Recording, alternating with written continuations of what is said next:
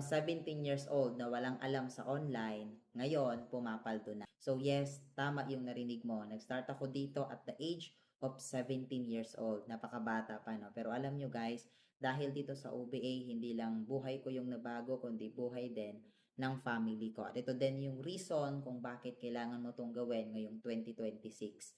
Ito pala yung mga pinaka naging biggest advantage sa akin ng OBA, kung bakit ako nag-success dito kahit isa lang akong 17 years old na walang alam sa business. So number one, meron tayong mga training and coaching session dito. So hindi ko na-feel na mag-isa ako kasi nga tinuruan talaga ako. Number two, meron tayong proven and effective system kung saan meron ng mga nauna sa atin. Susundin na lang natin kung ano yung ginawa nila para ma-achieve din natin yung na-achieve nila. At pangatlo at ang pinaka-importante sa lahat, meron dito pagtutulungan at merong community. So, isa pa sa mga pinaka nagpadali sa pagiging successful natin dito sa OBA, syempre may mga tao talaga na willing tayong tulungan at willing na makasama natin sa journey natin sa pagninegosyo online. So, kung gusto mo na rin na matutunan ito, willing ako turuan ka, comment your location sa comment section para mag-guide kita ngayon. See you!